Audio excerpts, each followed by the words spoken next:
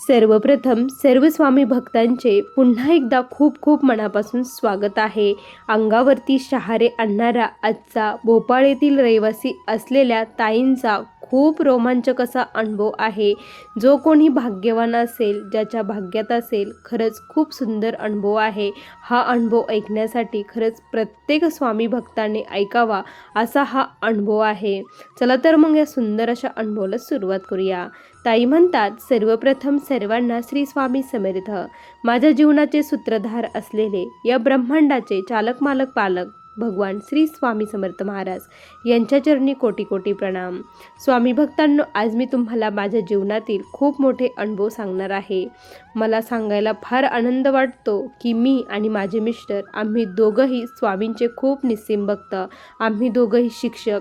आम्ही भोपाळ येथे स्थायिक झालो. भोपाळ येथे आम्ही 1990 साली घर घेतलं, घर बांधलं, सर्व काही व्यवस्थित झालं. आम्ही महाराजांच्या सेवेत कसे आलो हे तुम्हाला मी सांगते. महाराजांच्या सेवेत आमच्या ज्या स्टाफ होत्या त्या महाराजांचे खूप निस्सीम भक्त. आम्ही एका शाळेत असल्यामुळे आणि त्यांना जो कोणी महाराजांनी त्यांना अनुभव दिला होता त्यांनी तो अनुभव आम्हाला सांगितला आणि ज्या वेळेस आमचा तिथे खूप मोठा सत्कार होणार होता, कार्यक्रम होता, त्या सत्कारमध्ये आदर्श शिक्षक म्हणून आम्हाला दोघांनाही पुरस्कार मिळणार होता. त्यामध्ये त्या ताईंनी मी खरंच त्यांचे खूप आभार मानते की त्यांनी आमच्या जीवनामध्ये महाराजांना आणलं. कारण त्यांनी आम्हाला त्यावेळेस महाराजांचा फोटो गिफ्ट दिला होता आणि महाराजांचे आमच्या घरामध्ये आगमन झाले. तेव्हापासून महाराजांना अगरबत्ती लावणे, महाराजांचं श्री स्वामी समर्थ या मंत्राचा जप करणे. फार वेळ नसल्यामुळे आम्ही पोथी वगैरे कधीच वाचली नाही, पण श्री स्वामी समर्थ मंत्राचा जप आणि तारक मंत्र ही सेवा आम्ही निष्ठाने करत होतो. माझ्या मिस्टरांना दम्याचा त्रास होता. त्यांना थोडं जरी जड उचललं किंवा थोडी चाल झाली, काही झालं की त्यांना श्वास घ्यायला त्रास होत असायचा. हा त्यांना त्रास होता. हॉस्पिटलच्या गोळ्याही सुरूच होत्या. असंच करता करता स्वामी भक्तांनो असा एक क्षण आला की त्या क्षणी आम्हाला खूप मोठा स्वामींनी चमत्कार त्यावेळेस घडवला. माझे मिस्टर हे स्वामींचे खूप निस्सीम भक्त बनले होते. त्यांची सुरुवात ही महाराजांच्या सेवेने व्हायची आणि रात्रही महाराजांच्या सेवेने संपत असायची. आमचं सर्व काही महाराज बनले होते. माझे मिस्टरांनी स्वामींना एकच विनंती केली होती की स्वामी, मला असं मरण येऊ द्या की त्या मरणामध्ये मला कुणालाच माझा त्रास झाला नाही पाहिजे. माझ्या मिसेसला देखील नाही आणि मुलांना देखील नाही, कुणालाच माझा त्रास नको. असं मला चालता बोलता मरण द्या, एवढीच इच्छा आहे. माझ्या मिस्टरांनी स्वामींकडे कधीच काही मागितलं नाही. एवढीच इच्छा मागितली. आम्ही कधीच स्वामींना धन संपत्ता मागितली नाही. फक्त आयु आरोग्य एवढंच आम्ही मागत असायचो. कारण आरोग्य असेल तरच आपण सर्व काही करू शकतो, कमवू शकतो. मिळवलेली संपत्तीचा उपभोग आपण घेऊ शकतो. स्वामी भक्तांनो, असंच जीवन आमचं सुरू होतं. त्याचमध्ये माझ्या मिस्टरांना डायबेटीज झाल्यानंतर ते खूप अशक्त झाले आणि त्यांना आता काय करावं तेच कळत नव्हतं. सेवा तर आमची चालूच होती. महाराजांवरती प्रचंड विश्वास आमचा होता. मी स्वामींना सारखी त्यांच्या आरोग्यासाठी प्रार्थना करत होते. त्यांचं आरोग्य व्यवस्थित राहावं, त्यांच्या अगोदर मी जावं एवढंच स्वामींना कळकळून विनंती करत होते. माझे दोन्ही मुलं आमच्यापासून लांब होते. आम्ही दोघंच तिथे राहत होतो. आता आम्ही रिटायर झालो आणि व्यवस्थित आमचं जीवन सुरू होतं. आम्ही दोघंच राहत होतो. घरी घरकामासाठी बाई लावलेली होती. मी फक्त पोळ्या आणि भाजी बनवायची, बाकीचे सर्व काम बाई करत असायची. आम्ही रोज संध्याकाळी फिरायलाही जात असायचो. असा आमचा दिनक्रम सुरूच होता. घरामध्ये महाराजांचा आता खूप रिटायर झाल्यामुळे वेळ होता, तर आम्ही खूप सेवा महाराजांची करू लागलेलो होतो. पोथी पारायणं सर्व काही चालू होतं, पण वयामानाने एवढं काही होत नसायचं. खुर्चीवर बसून आम्ही ही सेवा करत असायचो. प्रत्यक्षात महाराज आमच्या घरी आहे असा भास कंटिन्यू आम्हाला स्वामी कुठल्या ना कुठल्या रूपामध्ये येऊन देत असायचे. स्वामी भक्तांनो, त्या दिवशी असंच काही झालं की गणपती बसलेले होते आणि खूप मोठे मोठे गणपती बाहेर होते. आम्ही फिरण्यासाठी जाणार होतो. त्या दिवशी खूप वेगळंच काहीतरी वाटत होतं. काहीतरी घडणार आहे असं वाटायचं. कोणीतरी आपल्याला दर्शन देणार आहे. महाराज आले आहे. घरामध्ये महाराजांचा चंदन चंदनाचा प्रचंड सुवास येत होता. आज काय आहे नेमकी काहीच कळत नव्हतं. कुठली पारायण नव्हतं, पोथी लावलेली नव्हती. एवढी प्रसन्नता घरामध्ये का बरं वाटत आहे? माझे मिस्टर देखील म्हटले की आज वेगळंच काहीतरी वाटत आहे. मी म्हटलं हो ना, प्रत्यक्षात महाराज असल्यासारखं इथे वाटत आहे. त्या दिवशी सकाळी मी जेव्हा देवपूजा केली त्यावेळेस देवघरामध्ये मला ज्या पांढऱ्या गुंजा असतात त्या गुंजा सापडल्या. कुठून आल्या काय आल्या काहीच एक माहीत नाही. 3 गुंजा सापडल्या. त्यानंतर मी माझ्या मिस्टरांना सांगितलं की देवघरामध्ये गुंज सापडले आहे. मिस्टर म्हटले की काही नाही, ठीक आहे, महाराजांची इच्छा असेल तू तिजोरीमध्ये त्या ठेवून दे. मग मी त्याच्यावरती सेवा करून तिजोरीमध्ये त्या ठेवून दिल्या. आणि अचानकपणे असं आम्हाला कळालं की इथे महाराजांच्या पादुका येऊ लागल्या आहे. महाराजांच्या पादुका येत आहे हे कळल्यानंतर आमच्या आनंदाला पारावर राहिला नाही. आणि खरंच सकाळपासून जे वाटत होतं एक नवीन महाराज आल्यासारखं तसंच काही जाणवलं. त्यानंतर आम्ही ठरवलं की महाराजांच्या पादुका घरी आणायच्या. महाराजांच्या पादुका घरी आला. तो सोहळा बघून प्रत्येकजण थक्क झाला.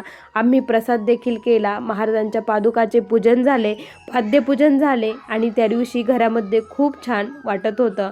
त्यानंतर स्वामी भक्तांनो काय झालं, पादुका वगैरे निघून गेल्या. माझ्या मिस्टरांची जेवढी इच्छा होत्या तेवढी सर्व इच्छा पूर्ण झाली की महाराजांच्या पादुका घरी यावे, महाराज घरी यावे. ही इच्छा त्यांची खूप दिवसाची होती. महाराजांनी ती इच्छा पूर्ण केली.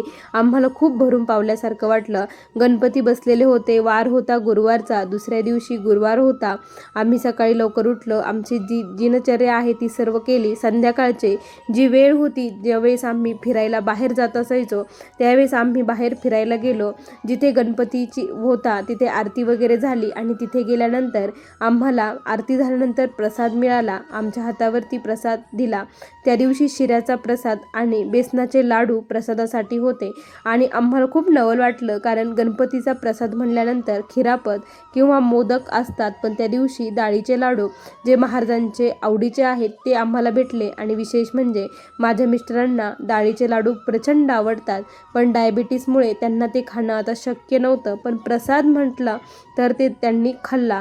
प्रसाद वगैरे खाल्ला. आम्ही घरी आलो. घरी आल्यानंतर माझ्या मिस्टरांनी पाणी वगैरे घेतलं. आमची संध्याकाळची जी आरती होती ती आरती झाली. आम्ही रोज संध्याकाळी महाराजांची आरती करत असायचो. त्या दिवशी महाराजांची आरती वगैरे झाली. त्यानंतर आता मी स्वयंपाकाची तयारी करत होती. सकाळची भाजी होती, पोळ्या मी करत होती. 4-5 पोळ्या मला करायच्या होत्या. त्याच दरम्यान काय झालं की माझ्या मिस्टरांचा मला आवाज आल्यासारखं झाला. म्हणून मी रूममध्ये गेली तर माझ्या मिस्टरांना श्वास घ्यायला प्रचंड त्रास होऊ लागला होता.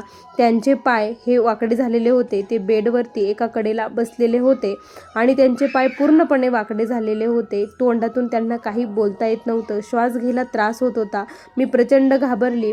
माझे मिस्टर मला म्हटले की किचनमधून मला पाणी घेऊन ये असं म्हटले आणि मग मी पाणी देण्यासाठी धावत पळत गेले.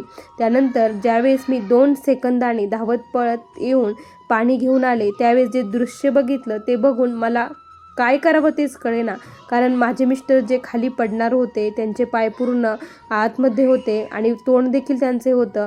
अशी परिस्थितीमध्ये ते होते आणि ते आता जेव्हा मी पाणी घेऊन आले त्यावेळेस एक व्यक्ती जो शांत झोपतो त्या मुद्रेमध्ये ते झोपलेले होते. व्यवस्थित बेडवरती जसं आपण रात्री सरळ झोपतो त्या प्रकारे ते झोपलेले होते.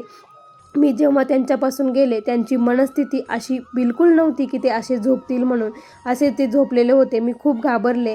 तेथील शेजाऱ्यांना मी बोलून घेतलं आणि त्यांनी ताबडतोब त्यांना हॉस्पिटलला घेऊन जाण्यासाठी आम्ही निघालो. गाडीमध्ये टाकलं, हॉस्पिटलला गेलो.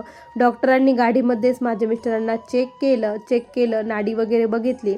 तर डॉक्टर म्हटले की ताई 10-15 मिनटापूर्वीच बाबा गेलेले आहे. असं म्हटल्यानंतर मी म्हटलं नाही, तुमचं काहीतरी गैरसमज होतोय. त्यांना आतमध्ये घ्या, चेकअप करा, सर्व काही व्यवस्थित करा, सर्व व्यवस्थित होईल, महाराज असं काही करणार नाही असं मी त्यांना बोलत होती. मग डॉक्टरांनी माझ्या हट्टापायी त्यांना आतमध्ये घेतलं आणि त्यांच्यावरती जे काही उपचार आहे ते करायला सुरुवात केली आणि सर्व काही बघितलं तर डॉक्टर म्हटले नाही ताई, बाबा गेलेले आहे असं म्हटले. आणि मग मी माझ्या मुलांना फोन केले, कारण त्यावेळेस मला माहीत नाही मला कुठून ही शक्ती आली काय आली, कारण मी असा प्रसंग कधीच बघितलेला नव्हता. मी खूप हळव्या मनाची होती.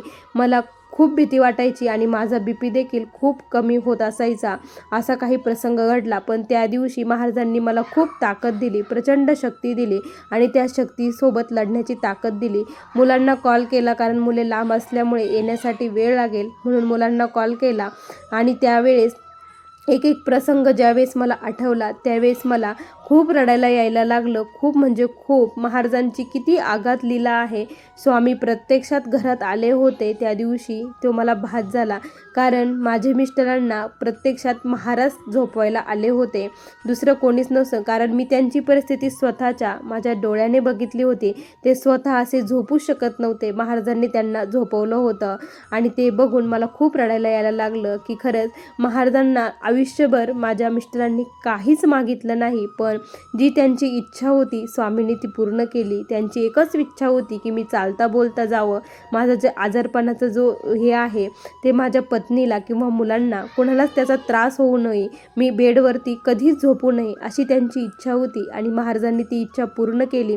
त्यांना मोक्षापर्यंत नेली. कारण शेवटच्या क्षणी आपल्याजवळ जी व्यक्ती असते आणि जे आपण विचार करतो त्यालाच आपण त्या जन्माला जातो, तोच मोक्ष प्राप्ती होते. आणि प्रत्यक्षात जर भगवंत शेवटच्या क्षणी आपल्यासोबत असेल तर त्याला मोक्षप्राप्ती नक्की मिळते.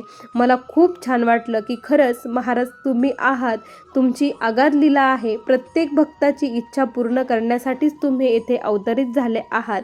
तुम्ही खरंच खूप महान आहात, असं मी जेव्हा स्वामींना म्हटले. आणि विशेष म्हणजे माझ्या मिस्टरांना जे बेसनाचे लाडू आवडतात ती देखील इच्छा महाराजांनी त्यांची पूर्ण करून त्यांना गोड तोंड करून पाठवलं. हे किती भाग्याची गोष्ट आहे.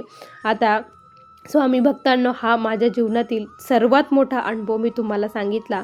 दुसरा अनुभव असा सांगते की माझे मिस्टर गेल्यानंतर माझे मुलं म्हटले की आई तू आता इथे राहायचं नाही. आमचं जे भोपाळचं घर होतं त्यांनी ते विकायचं ठरवलं. मी त्यांना म्हटलं की हे बघा, इथे आमचं पूर्ण जीवन गेलं आहे. महाराजांचं इथं अधिष्ठान आहे. प्रत्यक्षात महाराज इथे आहे. तुम्ही भले इथे राहू नका, पण हे घर विकू नका, कारण हे जी काही आम्ही कष्टातून कमवलेलं आहे महाराजांनी स्वतः हे आम्हाला हे दिलेलं आहे, त्यामुळे हे विकू नका, असं मी त्यांना सांगितलं. मला कुठेच जायचं नाही, इथेच राहायचं आहे. पण मुले ऐकत नव्हते. मग ठीक आहे आई, तुझी इच्छा आहे तर आम्ही विकत नाही, पण तू आमच्यासोबत चल, असं सांगितलं. आता काय करावं, मला खूप मोठा पेच पडला. ते म्हटले की आता वडील गेले, तू एकटीच राहिली, आम्हाला आधार, तुला जर काही झालं तर आम्ही काय करायचं. वडिलांच्या इथे खूप आठवणी आहे, तू इथे थांबू नको, तू खूप खचून जाशील. आणि मग माझे मुलं मला त्यांच्यासोबत घेऊन गेले. मला मात्र काहीच करमत नव्हतं. माझ्या मिस्टरांची खूप आठवण यायची आणि महाराजांची सेवा तिथे आता जी काही पॉझिटिव्ह एनर्जी तयार झालेली होती ती इकडे आल्यानंतर एवढी नव्हती, कारण इकडे कोणी सेवा करत नव्हतं. मग मी इथेच महाराजांचं अधिष्ठान केलं, कारण मुलांना देखील त्याची सवय लागायला पाहिजे. मुलांनाही कळायला पाहिजे की महाराज काय आहे, महाराजांची सेवा केल्यानंतर काय होतं हे मुलांना देखील कळावं, म्हणून मी महाराजांचं तिथे अधिष्ठान केलं. महाराजांची सेवा सुरू केली. सुनबाईलाही सांगितलं तू ही महाराजांची सेवा करत जा. आणि ते हळूहळू तेथील त्यांना देखील एक सवय लागली. आणि माझी जी इच्छा होती की माझे मुलं देखील महाराजांची सेवेकरी बनावं, ही इच्छा खूप दिवसाची होती, ती देखील इच्छा महाराजांनी पूर्ण केली. कारण माझ्या मुलाच्या कंपनीमध्ये एक असा फ्रॉड झाला होता, तो फ्रॉड झाला आणि सर्व काही आरोप माझ्या मुलावरती आले होते. माझ्या मुलाने मात्र काहीच केलेलं नव्हतं. तो मला म्हणायचा आई मी काहीच केलेलं नाही. त्यावेळेस मी महाराजांना कळकळून विनंती केली की स्वामी, जो खरा गुन्हेगार आहे त्याला समोर आणा, माझ्या मुलाला हे करा आणि याच्यातून बाहेर काढा, तो तुमची निस्सीम भक्तीने सेवा करेल, असं मी महाराजांना बोलले. मुलालाही सांगितलं. आणि खरंच आश्चर्य, जो कोणी खरा गुन्हेगार होता तो पोलिसांच्या ताब्यात आला, तो समोर आला आणि माझा मुलगा निर्दोषपणे तिथून सुटला. आणि त्यानंतर तो म्हटला की आई खरंच तुझे महाराज आहे, अशक्य गोष्ट होती ही शक्य महाराजांनी केली आहे. आता मी महाराजांचा दास बनणार आहे. आणि तेव्हापासून माझा मुलगा स्वामींची सेवा करू लागला. आणि आता महाराजांच्या चरणी एकच प्रार्थना आहे की जशी माझ्या मिस्टरांची इच्छा होती तशीच माझी देखील इच्छा आहे. बाकी कुठलीच इच्छा मला राहिली नाही, कारण महाराजांनी माझी कुठलीच इच्छा अपुरी ठेवली नाही. सर्व काही महाराजांनी मला खूप भरभरून दिलेलं आहे. स्वामींना जेव्हा जेव्हा मागितलं स्वामींनी मला ओंजळ भरून दिलेलं आहे, खूप काही दिलं. आता एकच इच्छा आहे की मला असं असं मरण यावं की चालता फिरता माझ्या मिस्टरांसारखं आणि मला देखील मोक्ष मिळावा एवढीच स्वामीचरणी प्रार्थना आहे. बाकी मला आता काहीच नको. महाराजांनी माझ्याकडून खूप नामस्मरण, खूप सेवा करून घ्यावी. प्रत्येक स्वामी भक्ताला संकटातून बाहेर काढावं. जे कोणी दुःखित पीडित आहेत त्यांच्यापर्यंत महाराजांनी पोचावं एवढीच स्वामींचरणी प्रार्थना आहे. स्वामी भक्तांनो, असा मला आलेला हा स्वामींचा दिव्य अनुभव होता. श्री स्वामी समर्थ.